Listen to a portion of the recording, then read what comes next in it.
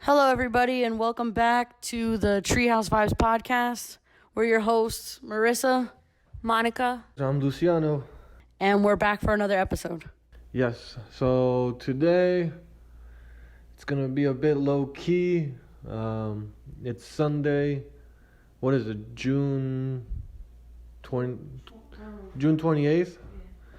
So we're closing down the month. We're wrapping up the month. So for 2020, everybody says every month something crazy's been happening. I don't know what happened in June. Was it the mosquitoes? What was it? The riots started in May. No, I don't know what happened in June. Something happened in June. I don't remember what it was. Something. What was? Oh, June was the. No, it wasn't the monuments. What I'm hoping is July is my birthday month, so I'm hoping aliens come. If aliens come, that'd be like my birthday gift right there. If the aliens happen to be females, maybe roses or something to get in their good favor. I don't know. But yeah, I'm hoping for July. Aliens, that's my thing. But anyways, I guess we kind of said some Netflix shows. Yeah, we were talking a little bit about some Netflix shows since everybody's been home for a while, and everybody's probably still a little bit home. So we're going to give a little bit of what we've been watching and some suggestions. So do you want to start off? Well, me and Netflix, sometimes I get annoyed, I'll be honest. I'm like, damn, there's nothing really good. Yeah, I feel like it's the same stuff over and over again. Yeah, sometimes it's the same. Yeah. I know now Avatar came out, Yeah. so that's awesome. I don't know if anybody hasn't watched. I mean, that's a freaking awesome ass show. I don't think I've watched, but I've seen a couple episodes. I'm the outsider here. Yeah, I watched a few episodes back when it first came out on Nickelodeon, and it's a really good show. I just started rewatching it from season 1, so it's a great show. Yeah, it's quick. I think it's 3 seasons. It's a quick watch. Every episode is like 20 minutes. But what I've been watching is F is for Family, and it's with Bill Burr. Bill Burr. It's this comedian. He's all right, and yeah, I mean it's a pretty good show if anybody's interested in watching. I know we're all still kind of in quarantine, so if you haven't picked up on that show, it's also a quick watch. It's funny. I don't know if you guys have any suggestions. Right now, we've been rewatching The Sopranos. That's probably my favorite show of all time. It takes place in our home state, New Jersey, and it's about the New Jersey Mafia. So it's based on the character Tony Soprano, who's the head of the New Jersey Mafia. And it's just a really good show. It's very New Jersey. It shows a lot of different places in New Jersey, some places in New York, very mobster, so very Godfather-esque, but more modern. It's based on the modern day. Where does it stream? Oh, it streams. You could stream it on Amazon, or if you have HBO, it's on HBO. I'm trying to think what else about it. How many? I'm interested in is it a short series or long? Yeah, they're it's 6 seasons, so it's 6 seasons long, and it's not really a long series because it's 6 seasons, but each season, other than the last season, is only 13 episodes. So, or 12 episodes, 12 or 13 episodes, and then the last one is 21 episodes. So, it's a longer series, but it's a really good one. It's almost always ranked as number 1 or number 2 series of all time. I really like it. It's not only is it, like a crime drama show, but it's funny. It's got a little bit of comedy in there, and you kind of laugh at some of the stuff that they say. And yeah, I've always been interested in watching Sopranos, but for the most part, I try to stay away from shows that are like an hour or. Yeah, they're on. You know what's a long show? Lost. Lost is extremely long. We watched that one too. That's a really good show. So what's a suggestion you have, Monica? What do you watch? Well, one of my favorite shows to watch on Netflix is Better Call Saul. which I don't know if you guys know, but it's a prequel to the Breaking Bad series. And what I like about what I like about Better Call Saul is that it kind of tells you the story of how Saul Goodman got to where he is on Breaking Bad. Like, I don't know if you guys remember, but Breaking Bad, he was kind of like an asshole of a lawyer. Arrogant. Yeah, very arrogant.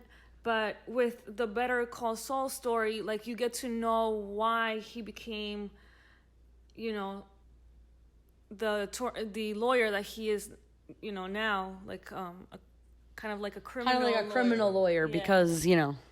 But that's what I like about it. I like to see like the behind the scenes, like kind of how he got to where he was now in Breaking Bad. So they tried to humanize him. More, yeah, to humanize. Yeah. And right now, I think they're on season 5. I think Netflix only has up to season 4, so I'm waiting for season 5 to come on Netflix because I don't have AMC. But it's a great show. I would recommend it to anybody. Yeah, it is a really good show. Do you have anything else that you watch? Yeah, so I'm kind of late to the Tiger King era, but oh my god, it is such a crazy show. I watched the first episode and I was like, what is this show? Like, you know, it's like not for me. But then I was like, my curiosity got the best of me. So I went on to watch the second episode and I was like, wow, this is crazy. This is like a reality show kind of.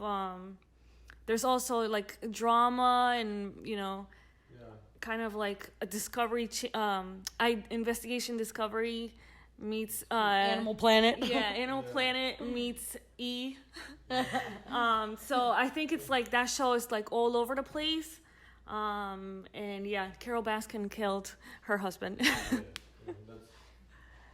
Carol Baskin. I did not watch The Tiger King, so I don't really know much about it, but I know that it's definitely got a following. People definitely like it. I think they're gonna come out with the movie too. Really? And I think, if I'm not mistaken, Nicolas Cage might be Joe Exotic, which was crazy to me. Well, that's a perfect casting. Yeah. They're saying maybe Jared Leto too. No, is that his name, Jared Leto? Yeah. Oh, that'd be good too. That'd be cool too. Let's for our listeners, let's do a poll. Who thinks Joe Exotic should be freed? Because, you know, he's got a big following now, and people are kind of picking his side over Carol Baskin. So let's do a poll. Like, do you think Joe Exotic is really guilty, or should we like cut some slack there, and Carol Baskin should go to jail? Let's see what. If you're watching this or listening to this on YouTube, leave a comment down below as to what you think happened. Well, I don't have another movie, but I do have a documentary on Netflix that I watched. It's called The 13th. It has to do with slavery and really like Black history. And I noticed that like they don't really teach you this stuff in school. Yeah. And I like took for granted like how privileged. Yeah, how privileged we are, like, you know. But yeah, you learn a lot from it, and I think everybody should watch this show, and like they should show you this documentary in school. Really? Yeah, it's I'm gonna watch it tonight. Yeah, it's really good. It's very informative. And yeah, you get to see like the pain that, you know, Black people go through and, you know, went through and they still go through. Yeah. And the injustices that they go through. Injustices. But yeah. All right, so we talked about shows. These are our recommendations. I think we said Avatar, Better Call Paul. Saul. Better Call Saul. What did I say? Better Call? Paul. Oh, who's Paul? You just made it up. What the hell? Who's Paul? Anyways. Better Call Saul. The Sopranos. What else did we say? Tiger King. Tiger King. Tiger King. If you're into that. So we talked about, we gave you guys a bunch of Netflix recommendations. So you're in quarantine, but you're not gonna be bored. We gave you a lot. And I'm gonna throw a question out there. Totally random. Just completely improvised. We're here in the living room shooting this podcast. Say somebody knocks on the door. Yeah. You open the door, fill in the blank, who is that person? Where you'd be like shocked, you'd be like, holy cow, a big reaction, like it could be a celebrity or, you know, what do you guys think? This is totally improvised. I'm asking this, so I don't know. You gotta kind of think on the fly. Who do you think it would be? LeBron James. Oh, damn. If it was LeBron James, I think I would pass out on the floor. I don't think there's a celebrity that I would be more starstruck. And I don't really get starstruck. Right. But I think I would be like, you know, like, I think I would be extremely excited to see him. Not only is he my favorite basketball player, but he's just an all-around great person. He's like, he's an inspiration. He's literally like a hero. You know, like he's such a great role model. Definitely LeBron James. That would be like the biggest reaction you'd ever get from me would be if LeBron James knocked on my door right now. Do you think you'd pass out or you'd compose yourself? I don't think I would pass out, but I think I would just be like, I think I'd be at a loss for words, which is rare. So if I'm at a loss for words, you know something really good or really bad happened. Cool. What about you, Monica? If we're gonna stick with celebrities, I would say Harry Styles. Who's Harry Styles? Oh, he was in One Direction, gosh, yeah. Okay. I really enjoy his music, his style. You listen to him? I didn't know you listened to him. Yeah, I do. He's not. I don't like poppy music, but his new music is more on the line of rock. So his new music is good. I can agree with her. It's really good. Yeah, so I think if I saw Harry Styles, I would die. He seems like a nice person, but we don't know with celebrities. But that's for celebrities. He's also he's a very inclusive person. He's like a supporter of the LGBT community. He stands with the Black Lives Matter. He's a really great person. Yeah, so I think Harry Styles. I have some embarrassing stories when it comes to celebrity sightings. Can I do the honors of telling you? Yeah, Marissa will tell you guys. Let's hear some of these. So we have a really good story for Monica. Monica gets very starstruck. A couple of years ago, we were at the Cheesecake Factory. I would say it was 2016. And so we went to the Cheesecake Factory, and we live in New Jersey. So there's a few celebrities that are not huge celebrities that live here. And so we were there, and we're leaving. And when we were leaving, it was getting pretty busy. So I think you were in the front of me. So it was me, Monica, and my sister. We went out to eat, and Monica's walking in the front, and she stops, like dead in her tracks. And her mouth drops open, and she goes, "Oh my God, it's Kevin!" And I'm like, "Kevin who?" "It's Kevin." I'm like, "Kevin who?" And she's like, "It's Kevin Jonas." And I looked at her and I was like, "Are you kidding me?" Because back then, Kevin Jonas wasn't really relevant anymore. You know, and I wasn't really like the biggest Jonas Brother fan. I like their music now, but I didn't think anything of it. So I'm like, well, what? Me and my sister are looking at her like, what? And she's literally like eyes wide open, mouth open, like shocked. So, you know, we walked in, you know, we're walking in the same direction as they're going because they're by the door. And I asked her, "Do you want to take a picture?" And she's like, no, come on, let's get out of here. I'm like, all right. So she didn't even want to take a picture with him, but it was literally like the best reaction you could get when you think of starstruck. That's what you think of, and that was Monica's reaction to Kevin Jonas in 2016 at the Cheesecake Factory. They are from New Jersey. I think Kevin Jonas still lives in New Jersey. But yeah, it was him and his wife, and it was just so funny. It was the funniest reaction I ever saw. What about you? Someone knocks on the door right now. Who would be your who would get the ultimate reaction from you? I think, I'd be pretty stoked, like you said, LeBron James. Soccer, Lionel Messi. Oh, yeah. If he was at the door, I'd be like, what's up, man? I'd probably ask him if he wants to kick the ball around. That'd be kind of cool. Who else? Who would you faint? Who would I faint? Or almost faint? I don't know. I asked the question, but I wasn't thinking of the answer. I should have thought of the answer too. Oh, Leonardo DiCaprio too. I think that's another one that I would be like, completely in awe of. He's very into like environmental things, so that would be something good to talk about. But he's just like, he's probably my favorite actor. He is my favorite actor of all time. Really? Yeah, I love Leonardo DiCaprio. And he was my first celebrity crush as a kid. So Leonardo DiCaprio is another one. Oh, we could talk about that too. Celebrity crushes as a kid. Do you remember your first celebrity crush? Oh man, it was definitely. I had Jessica Alba. Jessica Alba. Yeah, she was nice. Oh, Topanga. Topanga from Boy Meets World. Yeah. Oh man. Oh, the character. Yeah, Topanga. That'd be a good one too. Which characters? No, but the actress though. The actress. she Yeah, was- Danielle Fisher, I think. Fisher. Yeah. What about you? For me, my celebrity crush was. Your first celebrity crush. Oh, I don't remember my When you're first young one. ones, not when you're an adult. I mean, I just remember my teenage years, like my celebrity crush. You can go with that. I would say Johnny Depp.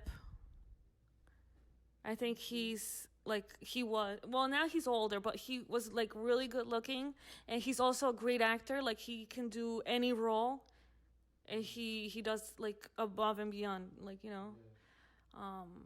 But as a child, probably like any. I don't remember exactly which one, but like the Backstreet Boys. I was really into Backstreet Boys. Like Nick Carter, and Aaron Carter when we were young. My first celebrity crush was from Fast and Furious. When the first one that came out, Vin Diesel's sister. Jordana Brewster. Yeah. I loved Paul Walker. So I could definitely say Paul Walker. When I was a kid, I loved Paul Walker. I think I was devastated when I heard he died. I'm trying to think of who else. I can't really remember when I was a kid who else I liked. I was always in love with Leonardo DiCaprio. I think like Titanic definitely did it for me. Yeah, now that I think about it, I think Leonardo DiCaprio was my first crush, because I remember back in Uruguay, the movie Titanic, and I thought, the actor, I didn't know his name, but I knew that he was good looking. Like, I think he might have been my first crush. And I was in second grade. You were too, second grade, so we were pretty young. That definitely was my first celebrity crush was Leonardo DiCaprio. Yeah, I think so too. Paint me like your French girls. I love it. Oh, from the George Lopez show, his niece. Oh, you liked her? What was her name? She was in Dexter too. Yeah. Oh yeah, she was cute. She wasn't a fan favorite though. She really wasn't. I don't know why, but. I don't know. All right, I'm thinking we should get into a really heavy topic, a deep topic, a scary topic. We should talk about ghost stories. We could definitely go there. I have a couple. This scares me the most, but it fascinates me the most. And just like I said, it scares me, but for some reason, it's like something that it's like you can't turn your eye away or something. Yeah. Oh yeah. It's like no matter how scared you are, you still want to you want to do it. Yeah. So I have a lot of ghost stories because my parents' house is definitely haunted, like 100% haunted. Not in like a really terrifying way or like in a negative energy type of way, but there's definitely something or multiple entities there. So this will definitely be an ongoing topic because I'm sure I'll have more stories soon. As you visit, you mean? Yeah, as I visit, or because it's a regular occurrence. I think my parents have like regularly experienced. When I lived there, it was a regular occurrence to see ghosts, but it was never in a scary way. It was never like it was never a negative energy. Whatever. What? Whoever or whatever this ghost is not there to scare anybody or to harm anybody. Monica, have you seen when you go visit? So when I was there one time, I thought I saw something. I was kind of like in the living room watching TV with Marissa, and it was kind of dark. And the way her house is, she has the living room, and then you go up the stairs, and there's like a little kitchen and another living room area.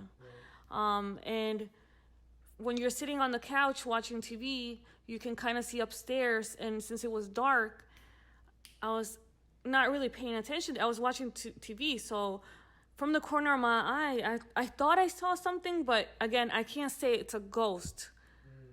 But it was just weird because I never experienced that before. So I'm kind of skeptical when it comes to ghosts. So Monica is actually skeptical, but actually the area where she says she saw something is an area where we all see something. And if you're looking straight on, you see it. So I'm almost 100% sure that she did see what she says she saw because we've seen it all the time. One of the stories I have was I was in high school, and I would always stay out really, really late. Like my curfew was probably like 1, and I would be home at like 4. So this one night, I came home. Well, back when I was I'll give you the backstory as I go on. So I came home, and it was probably like 3 or 4. I think it was like 3:30. It was pretty late, and it was dark, and I never would want to turn the lights on because my parents always slept with their door like kind of cracked a little bit. Me and my sister would keep our door shut, but there was always cracked a little bit, I guess, just to hear what's going on in the house. So I walked I turned off the lights downstairs, and then I walked up the stairs in the dark. And I was never afraid, so I didn't think anything of it. And when I walked into my room, the door was open, and there was a white something on my bed. But back then, I used to have this very large teddy bear, like a really big white bear, probably the size of like a 2-year-old. It's a pretty big bear, big and wide. So when I walked into the room, I assumed that that's what I saw on the bed. So I went to kind of like swat it off the bed, and it was not the teddy bear. So I don't know if I got scared, but I like stepped back, and then I flashed my light, and there was nothing there. So that was definitely a ghost. I mean, in my opinion, that was a ghost. No, it was just like a white figure sitting at the edge of my bed. And I didn't feel afraid of it, so I went about my business after that. I saw it and then kind of went back in my room, turned the light on, and I didn't think really anything of it. So whatever it was is not something bad or something there to hurt you, but that was one of the experiences where I was like literally in front of it. Another time in the same spot where Monica saw the ghost, I was sitting and I was watching TV, but I was sitting like directly facing the TV, which is where like those stairs are. Mm-hmm. And I saw something in the corner of my eye, and it made me look directly in that direction. And I looked, and a figure flashed in and flashed out, like really fast. And that kind of scared me. Then I was like by myself in the living room, and I was like, all right, I'm gonna go downstairs to the basement and hang out with my mom. Because after that freaked me out a little bit, because that looked like a person. That almost resembled a girl. I don't know if they're the same, but my mom says she's seen a girl standing at the top of like the steps. So I assume that the girl is the same person. If it's a girl, we call it a girl. Both of us saw something that looked the same, so I would assume this is a girl. Did you try to look into the family history of the house before? And maybe there was like a family with a girl or something? We didn't look into the history of the house. But yeah, no, we didn't really look into it. I think an older family lived there, but I don't think anybody died there. I don't think that anybody died there. It could be, maybe, I don't know. Maybe whoever it is haunting us and not haunting the house. I don't know. But we've seen a couple different times. Another time I was in my room and someone peeked their head in and peeked it out. Like the door was open and a white figure looked in and then looked out. But again, that wasn't a scare. I didn't feel scared or anything like that. I just kind of like looked, and my sister was in her room, and I kind of like walked in her room and was like, "Did you look in my room?" And she was like, "No." So I don't know. That's the extent of my experience so far. The only ghost story I have is one time I was sleeping and I turned over and there was a soldier ghost standing on my bedside, and it saluted me. How soldiers salute each other, you know? Yeah. And I was like, nah, this is not happening. You know, you kind of don't want to believe it. You're like, nope. So I turned to the side and I was like, I'm going back to sleep.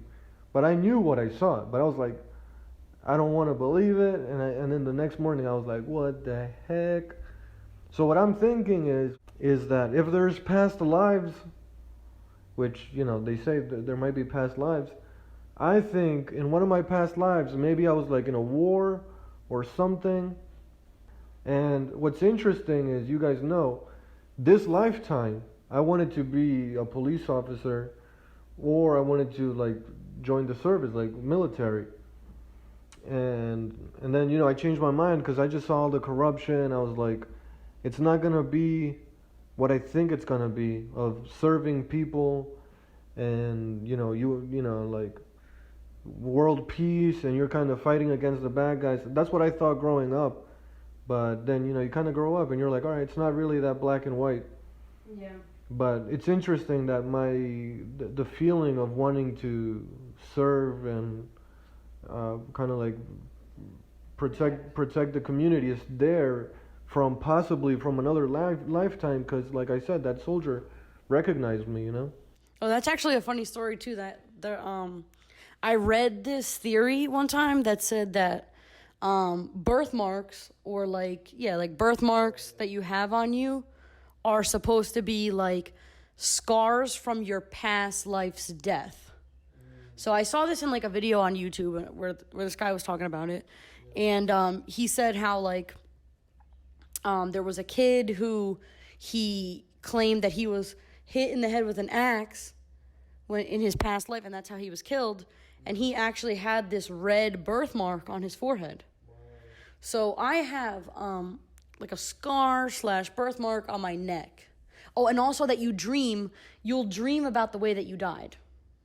Like you'll dream it. Maybe you'll dream about it in the form that you're now.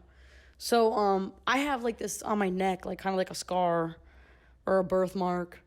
And I always dream of being shot in the neck. Yeah, I've had multiple dreams of, you know, I'm like running and I'm being chased and I'm shot in the neck. So if I lived a past life, I was definitely shot in the neck. So I don't know if there is past life. That's definitely another interesting theory that some people have. Well, Monica, Dad says that he went to a church once or something, and he was like, I know exactly where everything is. You remember this? No, I never heard this story. Dad said he was a little kid, and with his friends, they went to an abandoned church, and he was like, I've been here before. And his friends were like, what are you talking about? This is abandoned, we've never been here. And he was like, nope, this is here, this is there, boom, boom. People used to do this here, there, and he just kind of described everything. And the way he says it is like, you know, maybe in the past life, he he was involved with that church somehow. He was a priest in a past life. That's interesting. It's like deja vu. They say that deja vu is like you're experiencing something from a past life, or it's possible. I've heard a lot of different theories about that, but yeah, I haven't like physically been anywhere where I feel like, oh, I was here before, but that has happened where I've dreamed of that, and I do have the mark on my neck. So if that's true, what else? Any other topics that we want to discuss for today? So to not end with these scary stories, we were thinking of closing it with just like our favorite quotes, or a quote that kind of impacted us in a way. I don't know who wants to start off. So the quote I'm gonna close with is, one of the happiest moments in life is when you find the courage to let go of what you can't change, and that's by it's anonymous, so I don't know. Does anybody else have a quote, or do we want to close with this? Monica? Well, one of my favorite quotes of all time is Gandhi. He said, "You must be the change you want to see in the world." Oh, yeah. I think, there's a lot of great quotes, but I think this one is my all-time favorite one. Just because, I don't like the way I see the world right now, and I want it to be better. And I think if we can change even something about ourselves, even like make one person happy, it will like change their world. You know what I'm saying? Yeah. So I think it could be used either like individually or on a larger level. Yeah, for sure. One of my favorite quotes is by Martin Luther King Jr. I put it in one of the films that I made. It's darkness cannot drive out darkness. Only light can do that. Hate cannot drive out hate. Only love can do that. Okay, so I think that's the end of episode 2. Don't forget to check us out on all the streaming apps, and we'll see you again next week. Peace. Peace out.